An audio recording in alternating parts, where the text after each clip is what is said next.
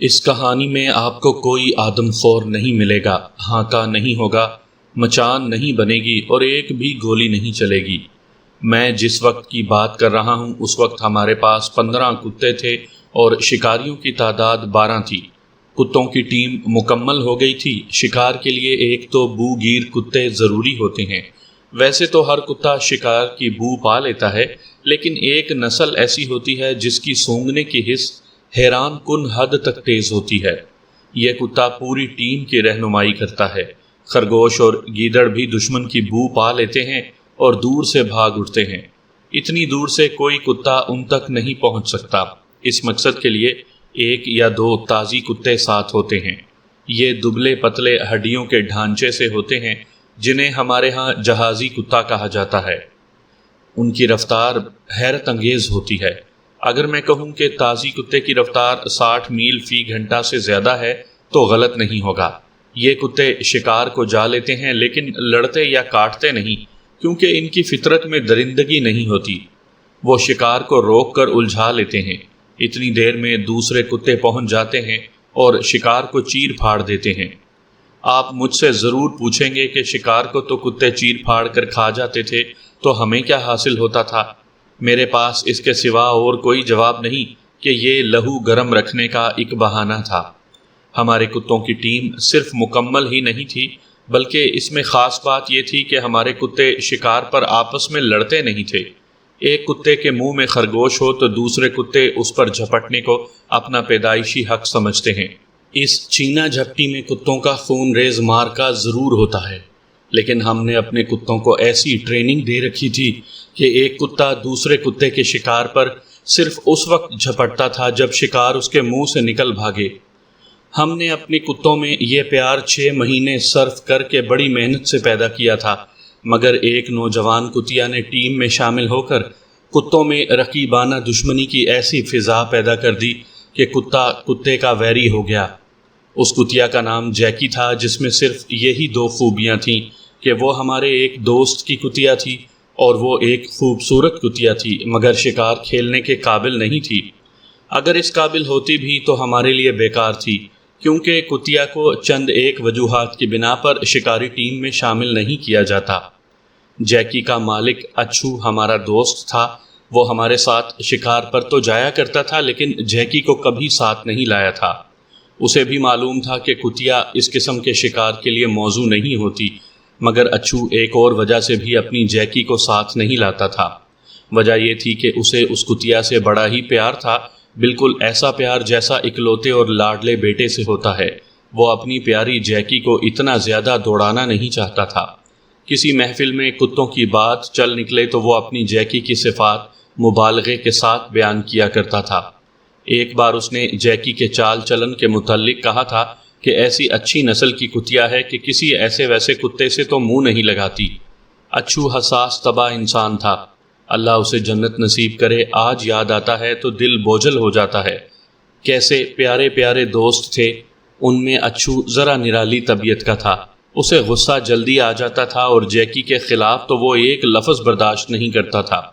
وہ صرف ایک بار جیکی کو شکار پر لے گیا تھا، مگر ایک جنگلی چوہے نے جیکی کو شہ رگ سے پکڑ کر بٹھا لیا تھا۔ ایک روز پھر اچھو کو جانے کیا سوجھی کہ ہم شکار کو نکلے تو وہ اپنی جیکی کو بھی ساتھ لے آیا۔ یہ پہلی کتیا تھی جو ہمارے ساتھ شکار پر جا رہی تھی۔ ہمیں ان وجوہات کا تو علم تھا جن کی بنا پر کتیا کو شکار پر نہیں لے جایا جاتا، مگر ایک وجہ ایسی تھی جس کے متعلق ہم میں سے کسی نے بھی نہ سوچا۔ ہمیں اپنے کتوں کے ڈسپلن اور چال چلن پر بھروسہ تھا۔ بہرحال ہم نے ایک خطرناک پہلو کو نظر انداز کر دیا اور سمجھ ہی نہ سکے کہ جیکی آگے چل کر کیا گل کھلائے گی۔ جیکی ہمارے ساتھ گئی تو اچھو نے اس کے پٹے سے زنجیر الگ کر دی۔ ہم 12-14 نوجوان گپ شپ لگاتے چلے جا رہے تھے۔ کتے کھلے ہوئے تھے، وہ بھی ادھر ادھر بھاگتے دوڑتے چلے جا رہے تھے۔ ہم بالکل بھول گئے تھے کہ کتے بھی جوان ہیں اور آج پہلی بار ان کے ساتھ ایک حسین و جمیل کتیا بھی آ گئی ہے۔ میں نے کتوں کے رویے میں تبدیلی سی دیکھی۔ ہمارے 2 بو گیر کتے کھلے علاقے میں جا کر ناک زمین سے لگائے ادھر ادھر اور آگے ہی آگے تیزی سے چلا کرتے تھے۔ یہ ان کی ڈیوٹی تھی اور تازی کتے کان کھڑے کر کے گردن تانے دور دیکھتے رہتے تھے تاکہ کسی جھاڑی یا کسی ٹیلے کی اوٹ سے شکار اٹھ بھاگے تو وہ اسے جا لیں، اور دوسرے کتے بےتابی سے تازی اور بو گیر کتوں کو دیکھتے رہتے تھے، کیونکہ انہیں انہی کے اشارے پر شکار ملا کرتا تھا۔ اس روز بو گیر اور تازی کتے اپنی ڈیوٹی فراموش کیے بیٹھے تھے۔ میں نے ادھر ادھر دیکھا تو ہمیں اپنی غلطی کا احساس ہوا۔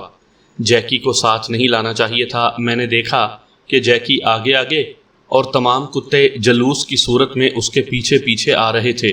بوگیر کتے شکار کی مشق سے بے نیاز عشق کی لگن سے سرشار ہو رہے تھے، اور مجھے پہلی بار یہ محاورہ سمجھ میں آیا کہ عشق اور مشق چھپائے نہیں جا سکتے۔ جیکی شرمیلی کتیا تھی، اس نے شرم و حجاب سے دم ٹانگوں میں دبا رکھی تھی اور سر جھکائے چلی جا رہی تھی۔ ہمارے ایک دوست افضل کا بولی کتا، جو ٹیم میں سب سے زیادہ خونخوار اور طاقتور تھا، جیکی کے منہ کے ساتھ منہ لگائے راز و نیاز میں محو چلا آ رہا تھا۔ ایک تازی کتے کی شامت جو آئی تو اس نے بھی چلتے چلتے جیکی کے دوسرے رفتار کے ساتھ اپنا گال لگا دیا۔ بولی نے دیکھا تو رک گیا۔ جب جیکی اور تازی 2 قدم آگے نکلے تو پیچھے سے بولی نے تازی پر جست لگائی اور اس کی پیٹھ پر سوار ہو کر اس کی باریک سی گردن کو بے رحم جبڑوں میں لے لیا۔ تازی کی دہائی دہائی اور بولی کی غراہٹ نے شکاریوں کو چونکا دیا۔ ہم تازی کو چھڑوانے دوڑے۔ بولی دبلے پتلے تازی کو بری طرح بھنبوڑ رہا تھا۔ 2 لڑکوں نے بولی کو ٹانگوں سے پکڑ کر گھسیٹا۔ افضل نے ایک ڈنڈا بولی کے منہ میں ڈال کر دبایا، اور افضل کے چھوٹے بھائی ارشد نے بولی کی ناک پر ہاتھ رکھ کر اس کی سانس روک لی، جس سے بولی کے دانتوں کا شکنجا ڈھیلا ہو گیا، ورنہ تازی کی گردن کی ہڈی ٹوٹنے میں کوئی کسر نہیں رہ گئی تھی۔ دوسرے کتے دور کھڑے کبھی تازی کو، کبھی بولی کو اور کبھی جیکی کو حسرت بھری نظروں سے دیکھ رہے تھے۔ تازی، جو فطرتاً لڑائی جھگڑے کا قائل نہیں ہوتا، جان چھڑا کر ہمارے گرد گول دائرے میں سر پٹ بھاگنے لگا۔ اس کی آہوزاری بڑی دردناک تھی۔ آخر وہ بولی کی طرح کے ایک اور خونخوار کتے بلٹیریئر کے پاس جا رکا، اور بلٹیریئر اسے ایسی ہمدردی سے دیکھنے لگا جیسے کہہ رہا ہو، دل جلتا ہے تو جلنے دے، آنسو نہ بہا، فریاد نہ کر۔ کتیا 1 اور کتے 14 تھے۔ وہاں تو اس محاورے والا قصہ تھا کہ جس کی لاٹھی اس کی بھینس۔ طاقت اور خونخواری کے لحاظ سے بولی سب کا سردار تھا، بھیڑیے سے بھی لڑ جاتا تھا۔ ایک بار اس نے منہ زور بھاگتے گھوڑے کو گردن کے نیچے سے پکڑ کر اسے گھٹنوں بٹھا دیا تھا۔ وہ جتنا غسیلا اور خونخوار تھا اتنا ہی وفادار بھی تھا۔ اس نے ٹیم کے کسی کتے پر کبھی حملہ نہیں کیا تھا۔ البتہ ٹیم کے 2 کتے آپس میں لڑ پڑیں تو غصے میں آ کر دونوں کا باری باری برا حال کر دیتا تھا، مگر ایک خوبصورت کتیا کو ٹیم کے ساتھ دیکھ کر اس نے سب کو احساس دلا دیا کہ اس پر صرف اسی کا حق ہے۔ بولی کو قابو میں رکھنا محال ہو رہا تھا۔ دوسرے کتے اسے نفرت کی نگاہوں سے دیکھ رہے تھے۔ ہم کتوں کے باہمی پیار اور ٹیم سپرٹ پر ناز کیا کرتے تھے، اور یہ بھی جانتے تھے کہ کتا وفادار جانور ہوتا ہے، لیکن یہ بھول گئے تھے کہ کتے کے چال چلن کی ضمانت کوئی نہیں دیا کرتا۔ ہم نے اچھو سے کہا کہ جیکی کو واپس لے جاؤ یا اسے زنجیر ڈال کے رکھو۔ اچھو آدمی تو اچھا تھا، لیکن اسے غصہ جلدی آ جایا کرتا تھا۔ جیکی کی عزت کو اپنی آبرو سمجھتے ہوئے وہ ہم پر برس پڑا، کہنے لگا، اس میں جیکی بیچاری کا کیا قصور؟ تم اپنے کتوں کو زنجیریں کیوں نہیں ڈالتے؟ سالے حرام نسل کے کتے لیے پھرتے ہیں۔ اس نے جیکی کو زنجیر تو ڈال دی، لیکن ہمارے کتوں کو وہ ویسی ہی پر نفرت نظروں سے دیکھتا رہا جن سے کتے بولی کو دیکھ رہے تھے۔ ہم نے کتوں کو زنجیریں نہ ڈالیں۔ دوسرے کتے تو دور دور رہے، بولی جیکی سے دور نہیں ہٹتا تھا۔ وہ بار بار جیکی کے منہ سے منہ لگاتا تھا اور اچھو اسے ہر بار دھتکار دیتا تھا۔ آخر اس نے مٹی کا ڈھیلا اٹھایا اور بولی کے سر پر مارا۔ بولی کا مالک افضل زندہ دل انسان تھا، اس نے پرواہ نہ کی اور ہم سب ہنسنے لگے، مگر بولی کا غصہ بڑھ گیا تھا۔ ہم سب کھل کر ہنسے، جس سے اچھو اور زیادہ بھڑک اٹھا۔ ہم نے اسے ہنسی ہنسی میں ٹھنڈا کر لیا، لیکن میں نے دیکھا کہ کتوں کا غم و غصہ ٹھنڈا نہیں ہوا تھا۔ 2-2 3-3 کی ٹولیوں میں الگ الگ یوں چلے جا رہے تھے جیسے بولی اور تازی کی لڑائی کے متعلق خسر پسر کر رہے ہوں۔ میں بھی اپنے ساتھیوں کے ساتھ ہنس رہا تھا، لیکن دل پر بوجھ سا محسوس ہو رہا تھا، جیسے مجھ پر کوئی مصیبت نازل ہونے والی ہو۔ شکار پر نکلتے ہی کتوں نے جو مظاہرہ کیا تھا اسے میں برا شگون سمجھنے لگا۔ کتوں پر تو اس شگون کا اثر صاف نظر آ رہا تھا۔ بوگیر کتے اپنے کام میں کوئی دلچسپی نہیں لے رہے تھے، وہ لا تعلق سے ہو کر پیچھے پیچھے چلے آ رہے تھے۔ جس تازی کتے پر بولی نے حملہ کیا تھا وہ ابھی تک بدک بدک کر ادھر ادھر بھاگ رہا تھا۔ دوسرے کتوں کا بھی موڈ بگڑا بگڑا لگتا تھا۔ ہم چلتے چلے گئے۔ کسی نے چلا کر کہا، خرگوش! میں نے دیکھا کوئی 400-500 گز دور 2 خرگوش پوری رفتار سے بھاگے جا رہے تھے۔ ہم نے کتوں کی توجہ ادھر کی تو انہوں نے روزمرہ والی سرگرمی نہ دکھائی۔ ہم نے تازی کتوں کو پٹوں سے پکڑ کر بھگایا۔ جس تازی کتے نے بولی سے مار کھائی تھی اس نے تو بھاگنے سے انکار کر دیا، لیکن دوسرے تازی نے خرگوش کو دیکھ لیا اور وہ ہوا ہو گیا۔ اسے دیکھ کر مار کھانے والا تازی بھی عادت کے مطابق دوڑ پڑا۔ دونوں تازیوں کے دوڑنے کی دیر تھی کہ تمام کتے ساری بے مزگی کو اور جیکی کو بھی بھول کر تازی کتوں کے پیچھے اڑنے کی رفتار سے دوڑ پڑے، اور ان کے پیچھے پیچھے ہم بھی شلواریں گھٹنوں سے اوپر چڑھا کر دوڑنے لگے۔ شکار کی فضا اود کر آئی۔ کتے ایک بار پھر ٹیم کی صورت منظم ہو گئے تھے۔ راستے میں تھوڑی سی زمین ایسی آ گئی جو سیم کی وجہ سے بہت نرم بلکہ دلدلی تھی۔ اس کے آگے نشیب اور آگے چڑھائی تھی۔ کتے تو یہ رکاوٹیں عبور کر گئے، لیکن سیم زدہ زمین نے ہماری رفتار سست کر دی۔ آگے نشیب سے نکل کر چڑھائی پر چڑھنے لگے تو یہ نوکدار کنکریوں سے اٹی پڑی تھی۔ ہمارے ہاں بعض علاقے ایسی کنکریوں سے بھرے پڑے ہیں، ان پر چلا تو جا سکتا ہے لیکن دوڑا تو پاؤں ایسا پھسلتا ہے کہ انسان گر پڑتا ہے۔ نوکیلی کنکریاں ہاتھوں اور گھٹنوں کو شدید زخمی کر دیتی ہیں۔ ایک چڑھائی دوسری کنکریاں، ہمارے 2 ساتھی پھسل کر گرے۔ رکنے کا وقت نہیں تھا۔ ہم نے انہیں گرتے دیکھا لیکن اس خیال سے کوئی بھی نہ رکا کہ وہ اٹھ کر پیچھے پیچھے آ جائیں گے۔ چڑھائی چڑھ کر آگے نکلے تو اترائی آ گئی، آگے کھیت تھے۔ ہم یہ دیکھ کر حیران ہوئے کہ کتے نظر نہیں آ رہے تھے۔ ہم جب نشیب میں تھے شاید اس وقت کتے کسی اور سمت چلے گئے تھے۔ ہم دوڑتے گئے۔ اس علاقے میں ہم پہلی بار گئے تھے، اس لیے دشواریوں اور اونچ نیچ سے واقفیت نہیں تھی۔ 3-4 کھیتوں سے ہم آگے گئے تو ہمیں کتوں کا ایسا شور و غل سنائی دیا جیسے انہوں نے شکار پکڑ لیا ہو۔ آوازیں قریب سے آ رہی تھیں لیکن کوئی کتا دکھائی نہیں دے رہا تھا۔ ہم آواز کی طرف بھاگے تو آگے چوڑا سا کھڈ آ گیا جو 4-5 گز گہرا تھا۔ تمام کتے کھڈ میں تھے لیکن وہ آپس میں لڑ رہے تھے۔ بولی کتے نے اسی تازی کتے کی گردن کو منہ میں لے رکھا تھا اور اسے بھنبوڑ رہا تھا۔ ایک بل ٹیریئر نے بولی پر حملہ کر دیا اور اس کی کمر پر دانت گاڑ دیے۔ بولی نے تازی کو چھوڑ دیا اور بل ٹیریئر پر ٹوٹ پڑا۔ دوسرے کتے شاید 2 پارٹیوں میں تقسیم ہو گئے تھے، وہ بھی آپس میں لڑ رہے تھے لیکن ان کی اکثریت بولی کے خلاف معلوم ہوتی تھی کیونکہ زیادہ تر کتے اسی پر ٹوٹ ٹوٹ پڑتے تھے۔ ایک خرگوش کے بال اور سر الگ پڑا تھا، دوسرا خرگوش شاید نکل بھاگا تھا۔ مارکے کی وجہ خرگوش نہیں تھا، شکار پر کتے کبھی یوں نہیں لڑا کرتے۔ اس فساد کی اصل وجہ جیکی تھی۔ بولی نے اس تازی کو بخشا نہیں تھا جس نے اس کی موجودگی میں جیکی کے منہ کے ساتھ منہ لگایا تھا۔ اب خرگوش کو بہانہ بنا کر وہ تازی پر ٹوٹ پڑا تھا اور دوسرے کتے بولی کی اس اجارہ داری دھاندلی پر اس کے خلاف ہو گئے تھے۔ بولی کی حمایت میں لڑنے والے کتے ذرا کمزور ہونے کی وجہ سے بولی کے حامی بن گئے تھے۔ ہم کتوں کی نفسیات کو اچھی طرح جانتے تھے۔ انسانوں کی طرح کتے میں بھی ایک نسل خوش آمدیوں کی ہوتی ہے۔ منظر بہت دلچسپ تھا۔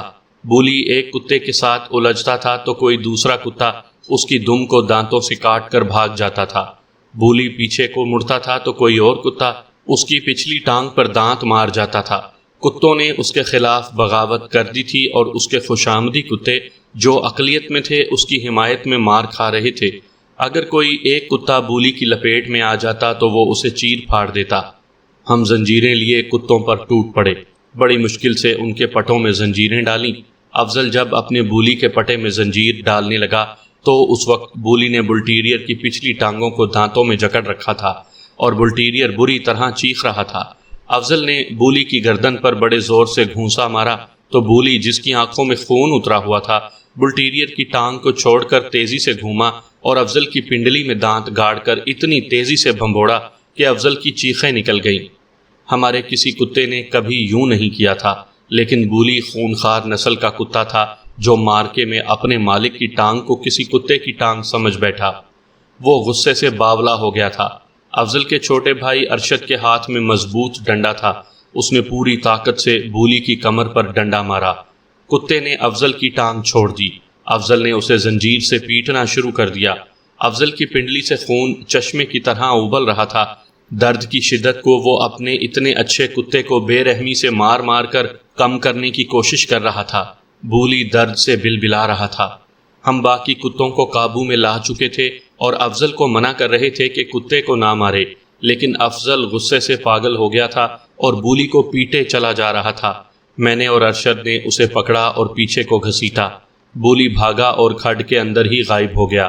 اس وقت ہم نے دیکھا کہ کھڈ کی ایک دیوار کے ساتھ پانی مار کی غار کا منہ تھا۔ بولی نے اس غار میں جا پناہ لی تھی۔ ہم نے سوچا کہ نکل آئے گا اور ہم افضل کے زخم دیکھنے لگے۔ کتے نے اس کی پنڈلی چبا ڈالی تھی۔ ہم ان شکاریوں میں سے نہیں تھے جو فرسٹ ایڈ کا سامان بھی ساتھ لے جایا کرتے تھے۔ ہر شکار پر ایک دو لڑکے یا کتے ضرور زخمی ہوتے تھے۔ ہماری فرسٹ ایڈ یہ ہوتی تھی کہ زخم پر پیشاب کر کے اور اوپر مٹی کی تہ جما دیا کرتے تھے اور کسی کی پگڑی پھاڑ کر زخم پر باندھ دیتے تھے۔ اس سے خون رک جاتا تھا۔ ہم نے افضل کے زخم کا بھی یہی علاج کیا۔ سامعین کرام، آپ سن رہے ہیں صابر حسین راجپوت مرحوم کی شکاریات کے سلسلے میں ایک داستان جس کا نام ہے جیکی بیچاری کا کیا قصور۔ اس کہانی کی کوئی قسط نہیں۔ مجھے امید ہے آپ کو میری یہ کاوش پسند آئے گی۔ مرہم پٹی سے فارغ ہوئے تو بولی کو بدستور غائب پایا۔ وہ ابھی غار کے اندر ہی تھا۔ افضل نے اسے بہت ہی پیٹا تھا۔ ارشد نے غار کے اندر جا کر اسے پکارا لیکن وہ باہر نہ نکلا۔ ارشد باہر آ گیا اور ہم سب بولی کے انتظار میں بیٹھ گئے۔ تھوڑے تھوڑے وقفے سے ہم میں سے کوئی نہ کوئی غار کے اندر جا کر اسے پکار کر واپس آ جاتا۔ جب بہت دیر گزر گئی تو میں اس ارادے سے غار میں چلا گیا کہ بولی کو ساتھ لے کر ہی آؤں گا۔ میں نے ٹارچ اور ڈنڈا ساتھ لے لیا۔ ٹارچ ہم اکثر ساتھ رکھا کرتے تھے کیونکہ پانی مار کی غاروں میں بھی جانا پڑتا تھا۔ غار کا دہانہ تنگ تھا جس سے مجھے جھک کر اندر جانا پڑا۔ آگے غار فراخ تھا اور چھت اونچی۔ چند قدموں بعد ایک ٹیلا سا آ گیا جس کی چوٹی اور چھت میں فٹ 1.5 فٹ کا فاصلہ تھا۔ اس کے دونوں پہلوؤں سے راستے اندر کو جاتے تھے۔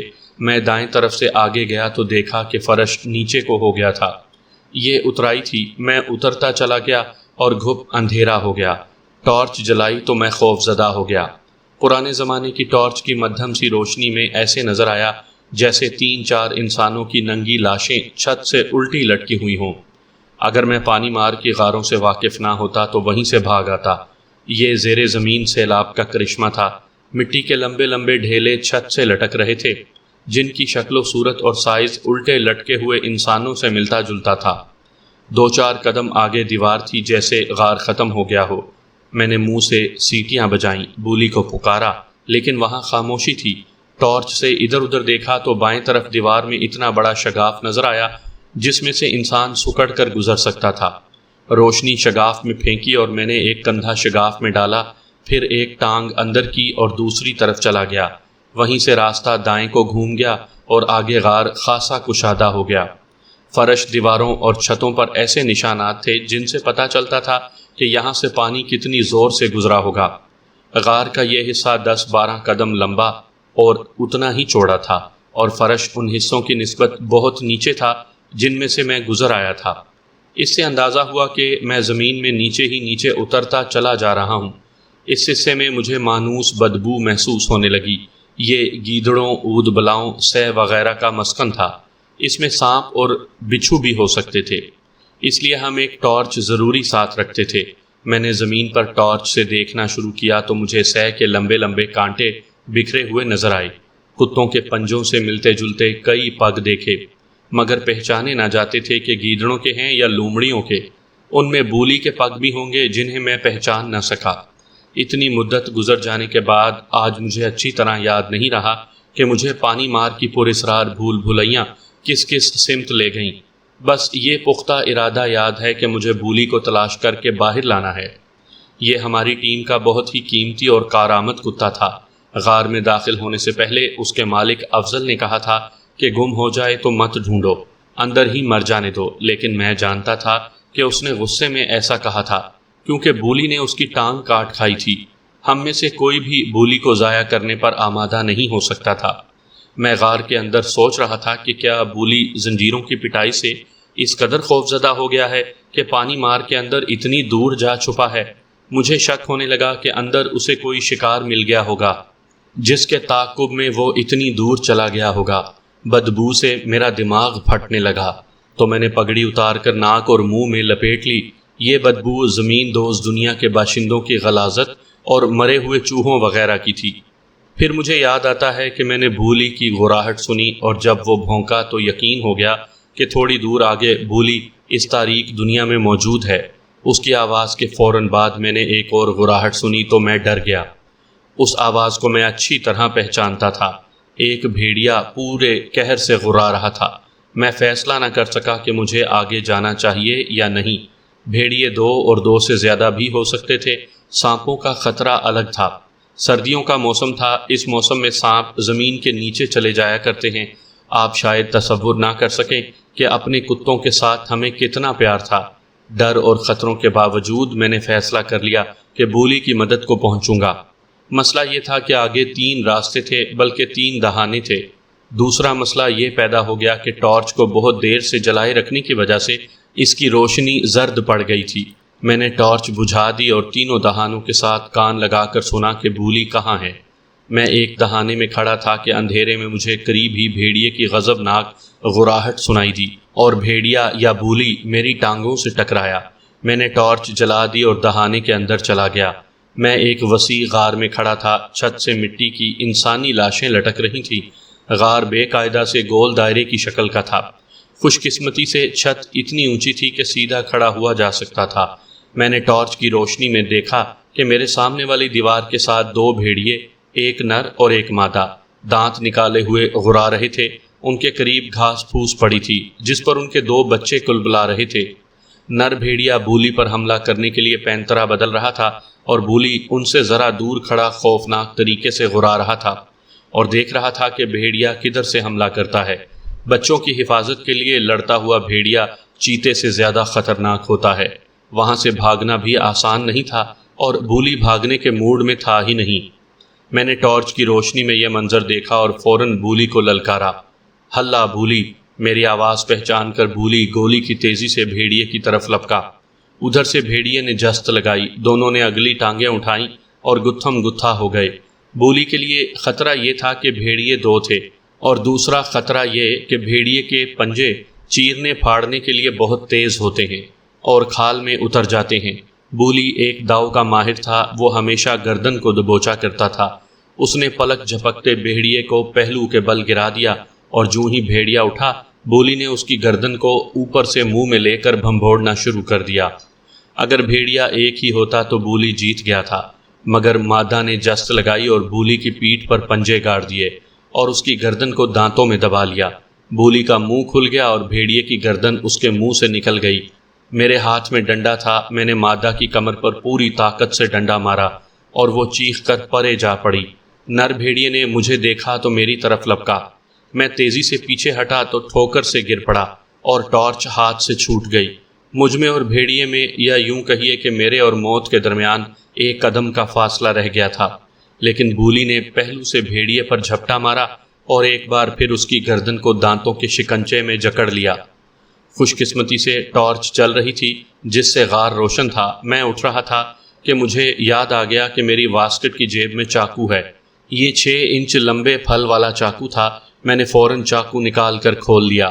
نر بھیڑیے کو بھولی نے پکڑ رکھا تھا، اور مادہ نے مجھ پر جست لگا کر حملہ کرنے کے بجائے منہ نیچے کر کے میری ٹانگوں پر حملہ کیا، لیکن وہ تیزی سے نہ آئی بلکہ غراتی ہوئی آہستہ آہستہ آئی۔ اسے شاید معلوم تھا کہ یہ انسان ہے جس سے اسے کوئی خطرہ نہیں۔ وہ میرے قریب آئی تو میں نے اوپر سے اس پر چاقو کا وار کیا، لیکن اس چالاک درندے نے نہایت پھرتی سے ایک طرف ہو کر وار بچا لیا۔ غار کے اندر گھٹن بہت تھی۔ بدبو سے بچنے کے لیے میں نے ناک اور منہ پر پگڑی لپیٹ رکھی تھی جس سے سانس لینا محال ہو رہا تھا۔ میں ہانپ بھی رہا تھا۔ میں نے تنگ آ کر پگڑی کھول دی۔ بدبو کا بھبوکا یکلخت نتنوں میں داخل ہوا تو مجھے چکر آ گیا، لیکن جان کے خطرے نے مجھے سنبھالے رکھا۔ مادہ نے پینترا بدلا تو وہ بھولی سے ٹکرا گئی۔ بھولی نے بھیڑیے کو گردن سے پکڑ کر بے بس کر رکھا تھا۔ مادہ نے مجھ سے توجہ ہٹا کر بھولی کی کمر میں دانت گاڑ دیے۔ میں نے پوری طاقت سے چاقو کا وار کیا تو چاقو مادہ کی پیٹھ میں اتر گیا مادہ ایسی ہولناک چیخیں مار مار کر غار کے اندر بھاگنے لگی کہ مجھ پر خوف طاری ہو گیا۔ میں اس کی پیٹھ سے چاقو نکال نہیں سکا تھا۔ وہ چاقو کا پورا پھل پیٹھ میں لیے غار میں بھاگ بھی رہی تھی اور لوٹ پوٹ بھی ہو رہی تھی، جس سے چاقو زمین سے ٹکرا کر اسے اور زیادہ کاٹتا جا رہا تھا۔ میں بھولی کو دیکھ رہا تھا کہ میرا دایاں ٹخنا تیز دھار دانتوں کے شکنجے میں آ گیا۔ میں نے دیکھا مادہ نے پیچھے سے آ کر میرے ٹخنے کو منہ میں لے لیا تھا۔ دانت کھال میں اتر کر ہڈی کو کاٹ رہے تھے۔ میں نے نصف انچ موٹے تلے والی پشاوری چپل پہن رکھی تھی، جس کے نیچے موٹے سروں والے کیل لگے ہوئے ہوتے ہیں۔ شکار میں ایسے ہی چپل چل سکتے تھے۔ میں نے بایاں پاؤں اٹھا کر مادہ کے سر پر مارا۔ اس کے دانت تو اکھڑ گئے لیکن وہ کھال ساتھ لے گئی۔ اس کی پیٹھ پر میرا چاقو تھا جو اسے چین نہیں لینے دے رہا تھا۔ مادہ پہلو کے بل گر کر اٹھ رہی تھی کہ میں نے پوری طاقت سے اس کے سر پر ڈنڈا مارا۔ یہ شاہ بلوت کی لکڑی کا خاصا موٹا ڈنڈا تھا جس نے اسے بے حال کر دیا۔ اوپر سے ایک اور ڈنڈا مارا تو اس کی کھوپڑی ٹوٹنے کی آواز سنائی دی۔ اس کا سر زمین سے جا لگا اور وہ گر کر تڑپنے لگی۔ میں نے سر پر ہی ڈنڈے کا ایک اور وار کیا تو اس کی کھوپڑی پچک گئی۔ میں نے اس کی پیٹھ سے چاقو نکال لیا۔ بدبو، تھکن اور خوف سے میرا سر ڈولنے لگا۔ ٹارچ کی روشنی اس قدر مدھم ہو گئی کہ بولی اور بھیڑیا بڑے غور سے دیکھنے سے نظر آتے تھے۔ میں نے ٹارچ کو اٹھا کر جھٹکے دیے تو روشنی ذرا سی تیز ہوئی، پھر مدھم ہونے لگی۔ مجھے ایسی آواز سنائی دی جیسے کسی نے خشک ٹہنی کو توڑا ہو۔ میں نے ٹارچ قریب کر کے دیکھا، بولی نے بھیڑیے کی گردن کی ہڈی توڑ ڈالی تھی۔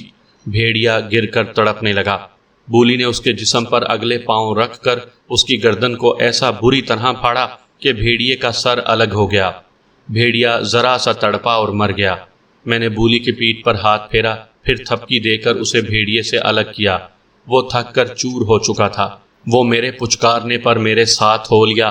اچانک ٹارچ بالکل ہی بجھ گئی۔ میں نے کہا، چلو بولی، اور میں ٹٹول کر غار کا دہانہ تلاش کرنے لگا۔ بولی میرے آگے آگے چلا تو میں اس کے قدموں کی آواز پر پیچھے پیچھے چل پڑا۔ گھپ اندھیرا تھا۔ بولی تیزی سے آگے کو چلا گیا اور میں اندھیرے میں بھٹک گیا۔ جدھر ہاتھ کرتا ہاتھ دیوار کو لگتے، کوئی راستہ سجھائی نہ دیتا تھا۔ میں بولی کو پکارنے لگا، وہ بھونکتا ہوا واپس آ گیا اور میری ٹانگوں کے درمیان آن کھڑا ہوا۔ میں نے جھک کر اس کا پٹا پکڑ لیا اور وہ چل پڑا۔ اب میں کہیں بھی نہ ٹکرایا نہ بھٹکا، مگر بدبو سے غشی طاری ہونے لگی اور ٹخنے سے خون بہتا چلا جا رہا تھا۔ اس کے بعد خواب کی طرح یاد ہے کہ میرے ہاتھ سے بولی کا پٹا چھوٹ گیا تھا اور میں تھوڑی دور چل کر ایک دیوار سے ٹکرا گیا تھا۔ میں نے آخری بار بولی کو بلایا، پھر مجھے کچھ ہوش نہ رہا۔ جب ہوش آیا تو میں آسمان کے نیچے دھوپ میں پیٹھ کے بل لیٹا ہوا تھا اور میرے تمام دوست میرے ارد گرد بیٹھے تھے۔ میں اٹھ بیٹھا۔ ٹخنے میں زخم کا درد محسوس ہو رہا تھا۔ میرے ساتھیوں نے زخم پر کپڑا باندھ دیا تھا۔ انہوں نے مجھے سنایا کہ جب مجھے اندر گئے بہت وقت گزر گیا تو 2-3 لڑکے غار میں داخل ہوئے، لیکن گھپ اندھیرے کی وجہ سے راستے میں ہی رک کر مجھے آوازیں دے دے کر واپس آ گئے۔ اندھیرے میں انہیں کوئی راستہ نظر نہ آتا تھا۔ ٹارچ میرے پاس تھی، ان میں سے کسی کے پاس دیا سلائی بھی نہیں تھی، کیونکہ کوئی بھی سگریٹ تک نہیں پیتا تھا۔ میں اتنی دور چلا گیا تھا کہ ان کی آوازیں مجھ تک نہ پہنچ سکیں۔ وہ بہت فکر مند ہوئے اور سوچنے لگے کہ کیا کیا جائے۔ بہت دیر بعد بولی باہر نکلا۔